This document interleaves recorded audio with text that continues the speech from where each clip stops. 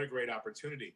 The other part of it is it's just a different technology that's so brand new, and it excites me as a filmmaker that I wanted to be a part of it. All right, well, you've played some absolutely amazing villains in your career. What was it like being a video game villain? No, I'm not a villain. I got to push back on you. I'll let you finish. But this guy loves his country. He wants to empower you, Keely.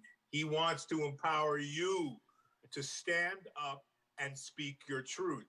Now, you can go back to calling me a villain if you like. Well, you are smiling on the box. You're a good guy, right?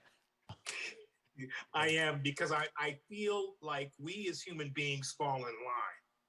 And I want to be a renegade within reason. How do you like that? Because I think part and parcel of us falling in line and doing what we need to do and thinking about the cumulative effect of our doing what's right, and the example of that is also to stand up and say, no, I do agree that they're good and bad about all people, but this guy, out of his love and passion for his people, even if they're faceless to him at certain points in time, allow him to be an absolute hero.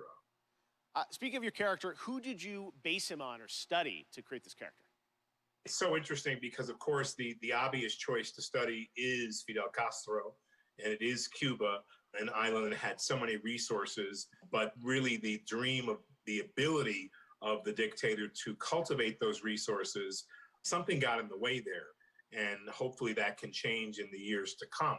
It's funny you asked me that question, because I was just talking to one of my daughters about Ceausescu and also Hitler, because we were talking about zodiac signs and what signs were certain people. What is that mindset that has you wanting to have power over others? And for each dictator, it's different. She'd never heard of Ceausescu and studied political science and all this in college. Where'd my money go? So anyway, All right, well, one last question for you. Who would win in a square-off between Gus Fring, Moff Gideon, and Anton? You know, and I have my favorites in those too. So you asked me this question. And you know, immediately I say Moff Gideon. Immediately. You know, somehow I think Gus is colder and displays that coldness in a very particular way. You know, I think Anton could be the most violent man on earth, but given his situation, he may not rise to that occasion or may not have the time. Moff Gideon is otherworldly. This guy thinks in a different way, and he knows what you're thinking before you say it. And he does all his own dirty work, and he has an incredible tool to help him out. So I'm going to say Moff Gideon. Fair enough. All right, Giancarlo, thank you so much for hanging out with us. We will check out the revolution in Far Cry 6. And I can't wait for it to begin. Let the games begin!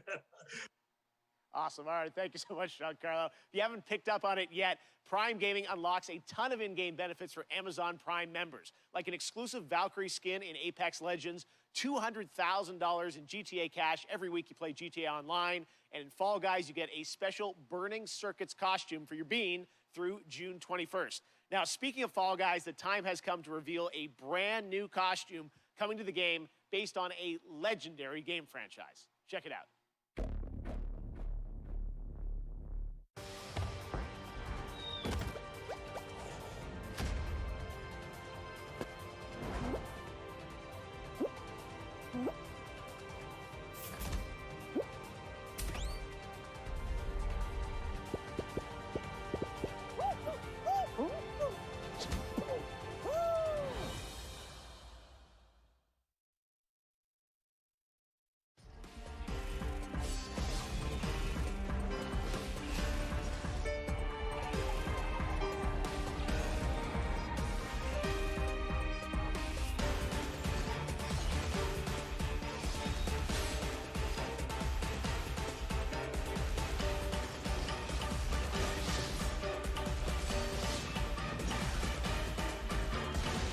Vision bearer dies, the light in their vision will fade away. Organizing the clash is my way of uncovering hidden talents, and hopefully this time, getting a vision to glow again. Your opponent is new to the clash, but he has quickly become the dark horse of the tournament. The vision is missing. The sounds of nature turn into a clamor of noise during stormy weather. The winds are coming. Clouds high. The birds come!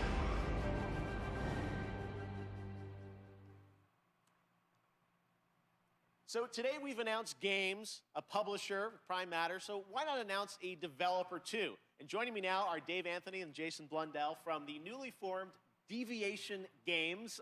We know you guys well from all your amazing work over the years at Treyarch and Call of Duty Black Ops, but what can we expect from your new studio, guys? Well, thanks, Jeff. And look, Jason and I, we've been mates for donkey's years. And we're like an all-married couple, Jeff. And we've been working together for decades. And we've worked on some huge franchises. You know the games. You know, they've done well. And, but we thought, you know, when you're working on those franchises, the long-established IPs, you're working within very, very tight constraints creatively about what you can do. So we thought, after all these years, you know, what if we deviated? Yes. So that's Deviation Games. Okay. So, Jeff, just trust me, all bets are off. From right. day one, we got complete financial security to work with creative freedom and time, not just to make a brand new IP, which is what we're doing, but a groundbreaking new IP with innovation at its very core. And the team at Deviation Games, the culture we have is really, really simple. There's no place for ego. It's the best idea that always wins, and that's Deviation Games. All right, well, big ideas from you guys as we would expect. Now, I know it's very early and there is nothing to show on the game today, but can you tell us a bit about what kind of game you're making? What can we expect? Yeah, I mean, you're very right there, Jeff. Very early, but a lot of exciting stuff going on. So essentially, we spent the last year building the team, right? And so what we knew was we wanted to collect passionate, creative, collaborative people and bring them together kind of under one roof, and that's what Deviation Games is. So yeah, we don't have anything to show right now, but that collaboration, that imagination is going on, and we're going to have something that's going to, I think, leave an indelible mark in the industry when we come out. All right, well, with you guys involved, as I said, we're excited about it. There is one more piece of the puzzle, though, that you want to reveal today, and for that, let's take a look at this.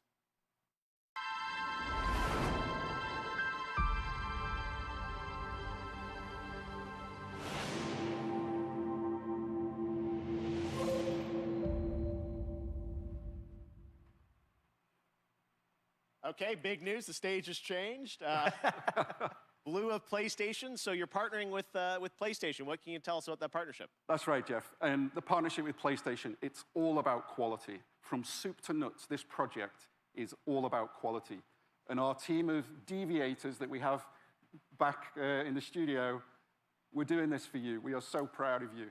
And the partnership with Sony, it's very, very simple. I mean, God, just look at the track record of consistency, of high-quality games that they do. It's hit after hit.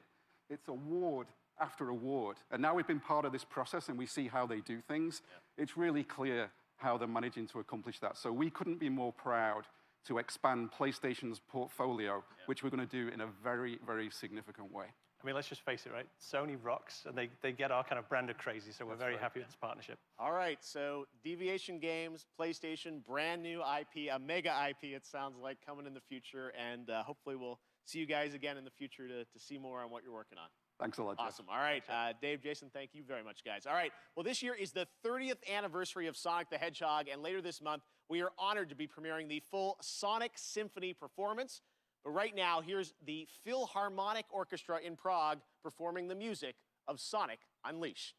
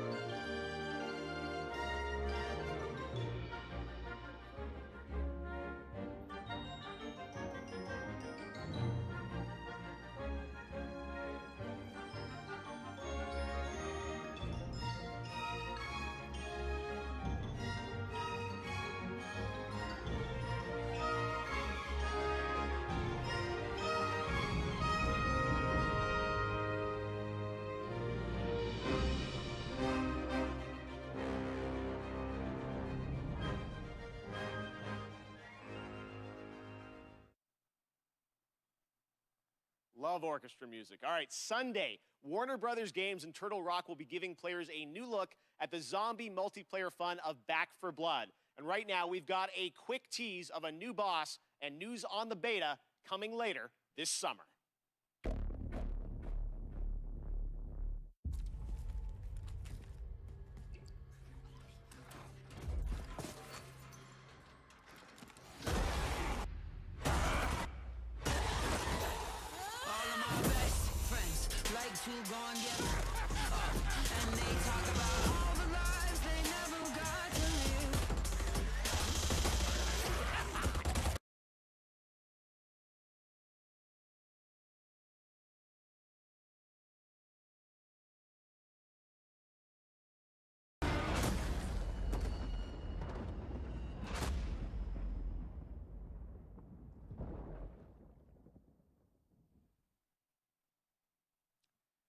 One of the things I'm most passionate about is getting you guys access to play more games at home. Last year, Steam and Xbox did incredible demo events around Summer Game Fest, and this year, Steam's Next Fest starts next Wednesday, and Xbox is back again to do an ID at Xbox demo event, which I'm announcing right now. It starts on Tuesday, and it's completely free, no badges required. One of the games I'm most excited about in the lineup is Tunic from my fellow Canadian Andrew Scholdice. Here he is to give you a little sneak preview of the brand new demo, which you can exclusively play on Xbox starting on Tuesday. Hi, my name's Andrew Scholdice, and I'm working on Tunic, which is an isometric action-adventure about a tiny fox in a big world, where you explore the wilderness, fight monsters, and find secrets. I first started working on it about 6 years ago. It's been changing a lot over the years, but I'm really excited about where we've gotten it to today. So in Tunic, you start the game and you are a little fox that's washed up on a beach, and you don't have a whole lot of context except for, a lust for adventure. And you are going to wander off, and maybe you're going to find a stick, and maybe if you venture a little bit further, maybe you're going to find a sword. And it's really about that sense of discovery, about wondering what's around the next corner. People have played the game at shows before, but we wanted to put together a brand new demo that was, for the home audience. And so it's full of never before seen stuff, a brand new dungeon, a bunch of areas people haven't seen before. So excited about Tunic, and Sable also is going to be one of the games in that, along with a lot of other awesome titles. So check that out next week on Xbox. Next up, Stave Off Ragnarok, in this ancient Norse-inspired co-op action survival RPG that you can also fully play solo. Classic hack-and-slash gameplay goes Viking in Norsefeld's Tribes of Midgard, launching on PlayStation and PC July 27th. Here is the brand new trailer. The giants have come to Midgard, and you have been chosen by the gods to protect this realm. But your first task is to find some new clothes that aren't as drafty. Your tribe's journey starts in the wilderness. Hunt down pets, gather rare resources, and explore the untamed world. Once you've plundered all you can carry, return to your village and use those resources to forge Viking-worthy gear. You must protect the seed of Yggdrasil at all costs, or this world and everything in it will be destroyed forever. So take heed. Ahead things rise when the sun sets. Destroy these dark spirits before they destroy the seed.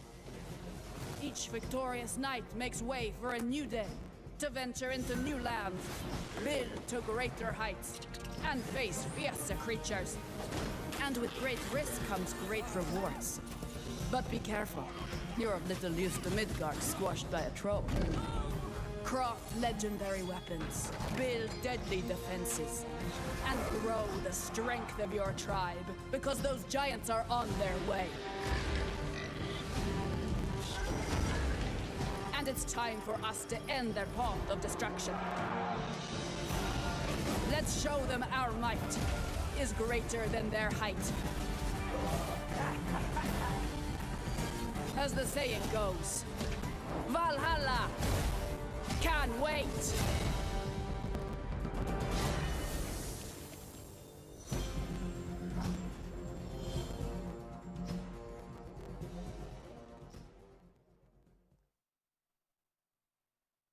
Who's ready for some Evil Dead? We announced this game last December at TGA, and now it's time for an extended look at the gameplay. To tell us more, let's turn it over to my friend, Tim Willits from Saber. Hi, Jeff. It's great to see you. Today, we have some extended footage of The Evil Dead, the game. We are excited to show you this, and to help me explain it is Bruce Campbell. Thank you.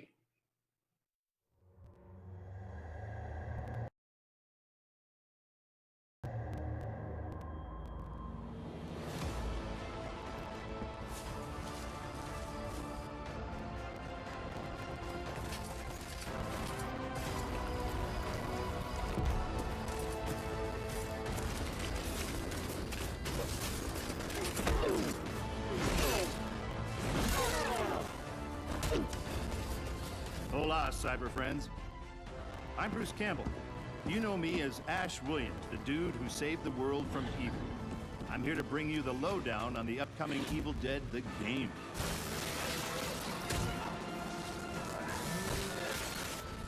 You and your friends will team up as classic Evil Dead heroes to live the nightmare. You'll use savage finishing moves or tear evil a new one. Or, if you're not into the whole save the world thing, we have another option.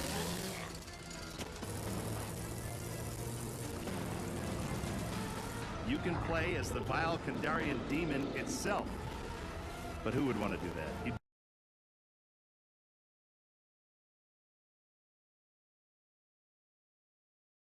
Be a dick. With the power of possession in your arsenal, you'll scare those goody two-shoes to death. Literally, you can do that if you're a dick. Whether you choose the path of evil or righteousness, you'll be throwing down in places you've seen before. You'll collect pages of the Necronomicon, uncover Novi's lost tapes, and track down other legendary artifacts. When you've grabbed enough, you'll use a spell to send the Kandarian son of a bitch back to the hellhole it came from.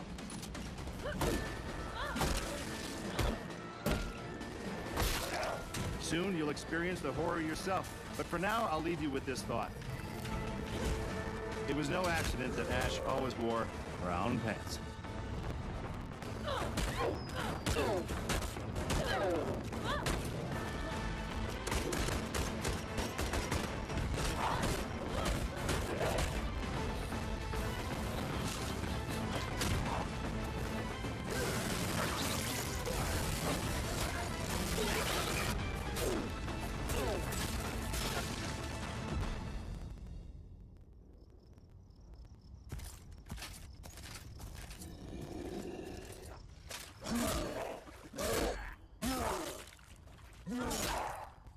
I'll spoil those good.